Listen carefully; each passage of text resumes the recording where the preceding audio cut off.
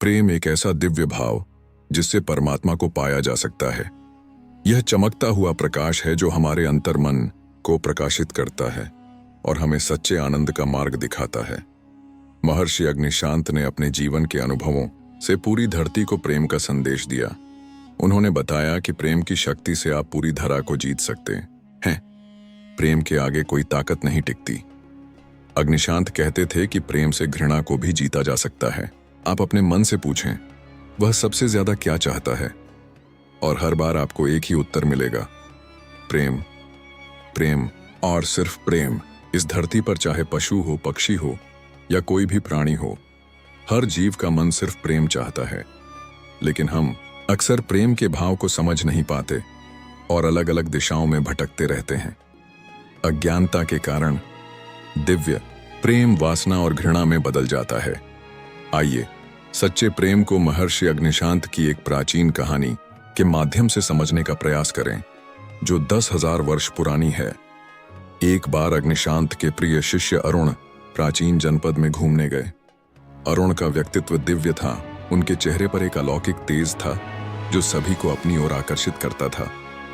भ्रमण करते करते दोपहर हो गई और सूरज की तपती किरणों के कारण अरुण को भयंकर प्यास लगी।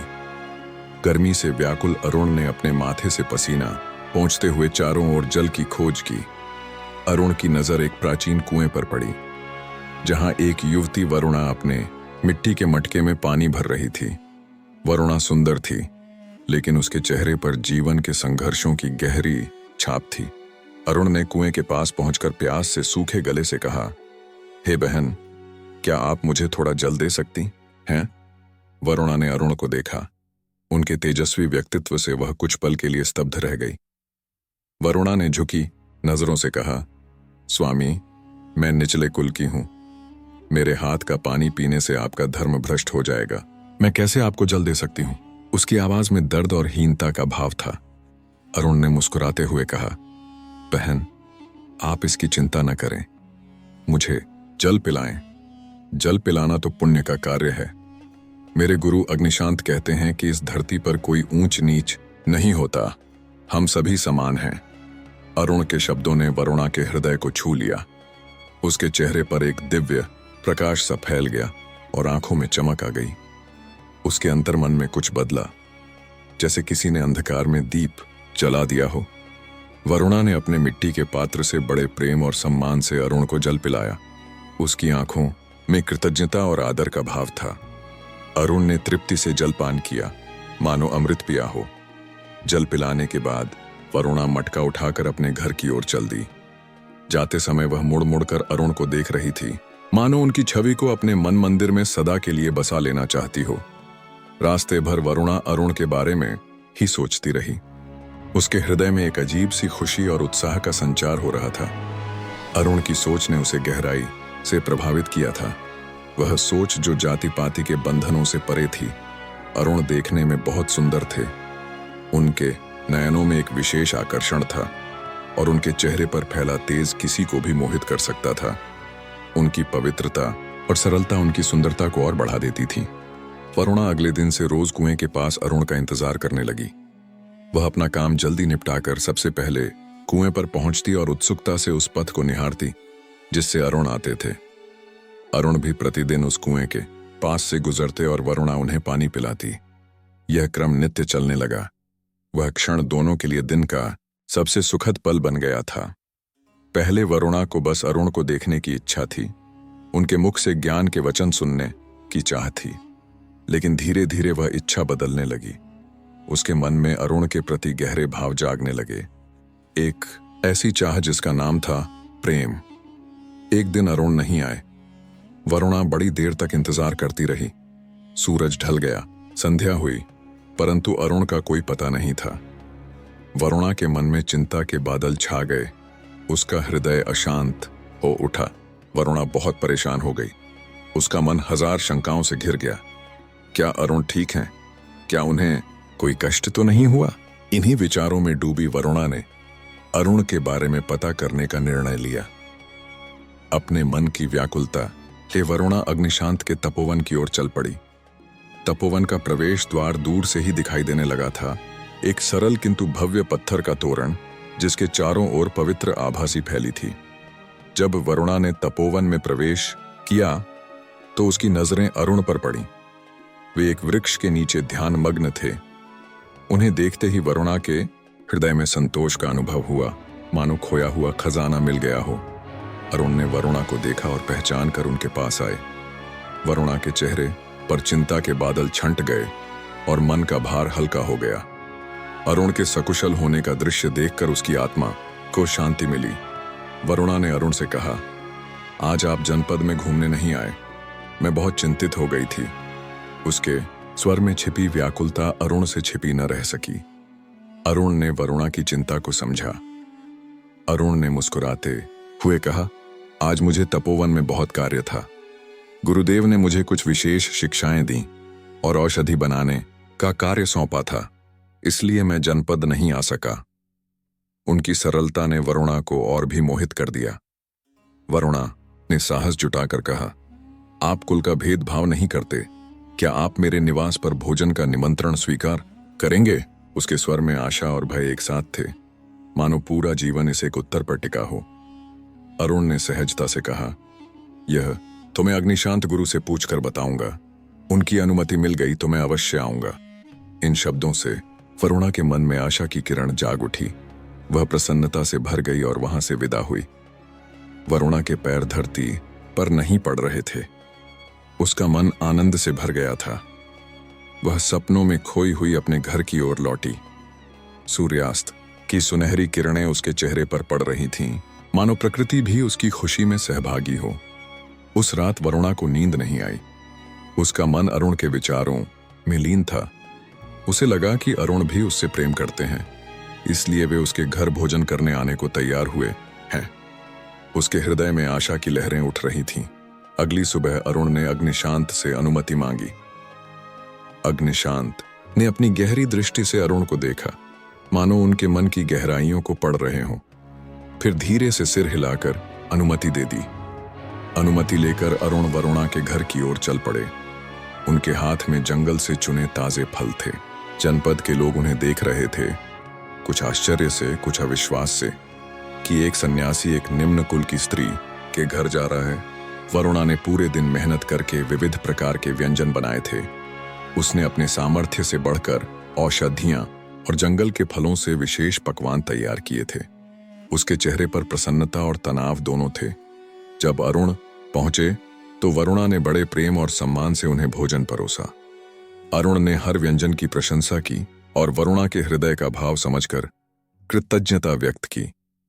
वरुणा के लिए वह पल जैसे स्वर्ग से कम नहीं था। भोजन के पश्चात वरुणा ने साहस जुटाकर पूछा, अगर आप ऊंचे नीचे कुल का भेदभाव नहीं करते हैं तो क्या मैं आपसे अपने मन की बात कह सकती हूं? उसकी आवाज कांप रही थी। हृदय की धड़कनें तेज हो गई थीं। अरुण के हां कहने पर वरुणा ने अपने हृदय के भाव प्रकट किए। मैं आपसे प्रेम करने लगी हूं। जब से आपको देखा है मेरा मन और हृदय केवल आपके विचारों से भरा रहता है। आपके बिना जीवन अधूरा सा लगता है। वरुणा की आंखों में आशा की चमक थी जब उसने कहा, क्या आप मुझसे विवाह करेंगे? मैं जीवन भर आपकी सेवा और भक्ति करूंगी। उसके शब्दों में विनम्रता और समर्पण था, लेकिन साथ ही एक गहरी अभिलाषा भी थी। अरुण ने शांत स्वर में कहा, प्रेम करना कोई गलत बात नहीं है। प्रेम तो हर किसी को करना चाहिए, लेकिन मैं आपसे विवाह नहीं कर सकता। मैं एक तपस्वी हूं। मेरे जीवन का लक्ष्य विवाह नहीं है। वरुणा ने अपने आंसुओं को रोकते हुए कहा, मैं आपको अग्निशांत की सेवा करने से नहीं रोकूंगी, बल्कि आपके साथ मैं भी उनकी सेवा करूंगी। उसका स्वर विनम्र था, किंतु उसमें एक जिद भी थी, एक ऐसी जिद जो प्रेम से उपजी थी। अरुण ने गंभीरता से कहा, जो तुम सोच रही हो वो संभव नहीं है।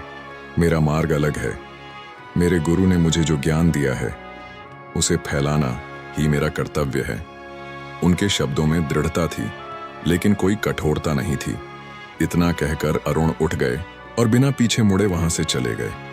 वरुणा स्तब्ध रह गई, मानो उसके सारे सपने टूट गए हों। उसकी आंखों से आंसू बहने लगे। हृदय में एक गहरा दर्द उभर आया। अब वही प्रेम वरुणा के लिए पीड़ा का कारण बन गया। जो उसे सुख देता था वही अब दुख दे रहा था। वह अपने कोने में बैठकर रोती रही। उसे लगा कि उसका जीवन अर्थहीन हो गया है। वरुणा की माता ने उसकी पीड़ा देखी। वरुणा ने अपना सारा दुहक माता के सामने व्यक्त किया, अपने टूटे हृदय की कहानी सुनाई। उसकी माता ने उसे गले से लगा लिया, आंसू पोंछे और धैर्य बंधाया। वरुणा की पीड़ा देखकर उसकी माता के मन में एक उपाय आया। उसने अपनी पुत्री से कहा, तुम अपनी माता पर विश्वास रखो, अरुण तुम्हारा ही होगा। तुम उसे फिर से भोजन पर बुलाओ। माता ने आगे कहा, मैं उसके भोजन में बेहोशी की जड़ी मिला दूंगी। उसके बाद तुम उससे गंधर्व विवाह कर लेना। यह सुन वरुणा के मन में द्विधा उत्पन्न हुई। वह सोचने लगी, क्या यह उचित होगा? माता के कहने पर वरुणा अगले दिन अरुण के पास गई। अरुण ने पूछा, वरुणा तुम यहां?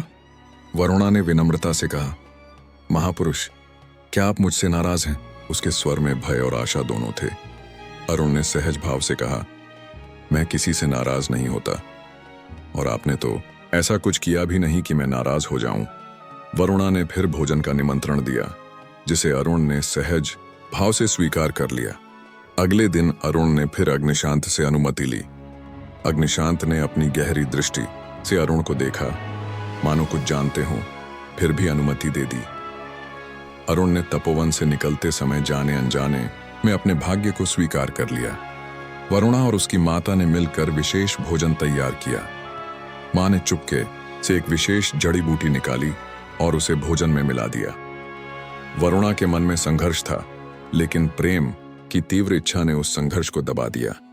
जब अरुण वरुणा के निवास पर पहुंचे तो वरुणा ने झुककर प्रणाम किया। उसके मन में अपराध बोध था, लेकिन प्रेम की पीड़ा उससे कहीं अधिक तीव्र थी। माता दरवाजे से देख रही थी। उसकी आंखों में योजना की सफलता की आशा थी। वरुणा ने कांपते हाथों से अरुण को विशेष व्यंजन परोसा। उसके हृदय की धड़कन तेज थी, मन में डर और आशा एक साथ उमड़ रहे थे। अरुण ने भोजन का आनंद लिया, अनजान कि इसमें क्या मिलाया गया है। जैसे ही अरुण ने जड़ी बूटी वाला भोजन खाया, उनकी आंखें भारी होने लगीं और वे वहीं बैठे बैठे बेहोश हो गए। वरुणा ने भयभीत होकर अपनी माता की ओर देखा, जिसने आंखों से इशारा किया कि अब आगे का कार्य करो। वरुणा की माता ने कहा, जाओ, अब तुम गंधर्व विवाह कर लो। लेकिन अब वरुणा का हृदय डोल रहा था। उसने कहा, मुझे यह ठीक नहीं लग रहा माता। मां ने दृढ़ता से कहा, यदि तुम उचित अनुचित सोचोगी तो अरुण कभी नहीं मिलेगा। वरुणा अंदर गई और विवाह के लिए तैयार होकर बाहर आई। उसने सुंदर वस्त्र पहने, लेकिन उसके चेहरे पर अपराध बोध का भाव था। उसके मन में द्वंद्व चल रहा था, क्या वह जो करने जा रही है वह सही है? वरुणा ने वरमाला उठाई और बेहोश अरुण के पास आई। उसके कदम लड़खड़ा रहे थे, हृदय में अशांति थी। वह जानती थी कि यह प्रेम नहीं बल्कि स्वार्थ है, फिर भी वह चाहती थी कि अरुण उसके हों। जैसे ही वरुणा वरमाला लेकर अरुण के पास पहुंची, अरुण की बेहोशी अचानक टूट गई। उन्होंने आंखें खोलीं और वरुणा को वरमाला के साथ देखा। दोनों की नजरें मिलीं और वरुणा अपने स्थान पर जड़वत हो गई, जैसे समय थम गया हो। अरुण ने वरुणा को दूर किया और बिना कुछ कहे वहां से उठकर चले गए। उन्होंने एक बार भी पीछे मुड़कर नहीं देखा। वरुणा कुछ भी कह नहीं पाई। वह वरमाला हाथ में लिए स्तब्ध खड़ी रही, जैसे उसकी आत्मा उससे अलग हो गई हो। वरुणा के मन में विचार आया, मैंने बहुत बड़ा अनर्थ कर दिया। अब तक वो मेरे हाथ से पानी तो पीते थे, लेकिन अब तो मेरा चेहरा भी नहीं देखेंगे। वह पूरी रात इसी पीड़ा में रही, आंसू बहाती रही, पश्चाताप करती रही। अगले दिन सूर्योदय होते ही वरुणा ने एक निर्णय लिया। उसके मन में अब एक ही भाव था, क्षमा याचना।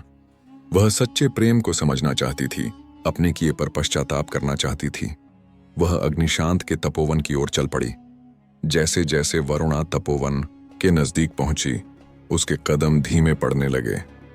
अपराध बोध से वह सिकुड़ सी गई। फिर भी सत्य और क्षमा के मार्ग पर चलने का साहस जुटाकर वह तपोवन के प्रवेश द्वार तक पहुंची। वरुणा अग्निशांत के चरणों में गिरकर फूट फूट कर रोने लगी। उसने अपना सारा दुख, अपना अपराध, अपनी कहानी सुनाई। अग्निशांत ने करुणा भरे नेत्रों से उसे देखा और उसके सिर पर हाथ रखा, जिससे वरुणा को असीम शांति का अनुभव हुआ। अग्निशांत ने कहा, मुझे अरुण ने तुम्हारे बारे में बताया। तुमने कोई पाप नहीं किया है, तुमने तो प्रेम किया है, वरुणा बोली। लेकिन अरुण तो मुझसे प्रेम नहीं करते, अब तो वो मुझसे घृणा करेंगे, अग्निशांत ने आगे कहा। अरुण तुमसे घृणा नहीं करता, वो किसी से घृणा नहीं करता, वो तो वास्तविक प्रेम करता है और वो तुमसे भी प्रेम करता है, वो सबसे प्रेम करता है, यही सच्चे प्रेम का मार्ग है, अग्निशांत ने समझाया। जिस प्रेम में मन में पीड़ा और अशांति हो, जिससे गलत कार्य होते हों, वह प्रेम नहीं, वासना है। अरुण में आज भी शांति है, वो आज भी आनंदित है, उसका प्रेम वास्तविक है, बिना शर्त, बिना स्वार्थ। वरुणा महर्षि अग्निशांत के चरणों में गिरकर बोली, मुझे क्षमा कर दें, आप सत्य कहते हैं, मैं प्रेम को समझ नहीं पाई, आप मुझे भी अपने तपोवन में स्थान दें, मैं भी वास्तविक प्रेम को जानना चाहती हूँ, वह प्रेम जो सभी के लिए समान है, जो आनंद देता है,